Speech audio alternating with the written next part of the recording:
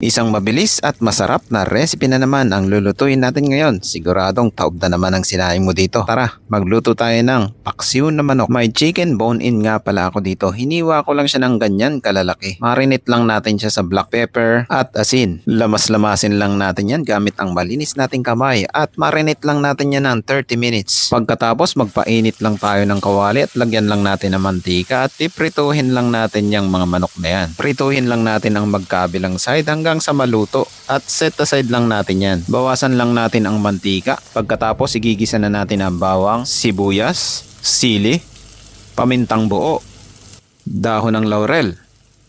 Saka natin gisa-gisahin hanggang sa lumabas yung aroma. At ilagay na natin yung pinirito nating manok kanina. Arrange lang natin ng maayos sa kawali. Saka natin lalagyan ng sukang puti, soy sauce, at all-purpose sauce. Alam mo na kung anong brand nito. Brown sugar. Pwede rin kayong gumamit ng white sugar dito. Haluin lang natin konti yan.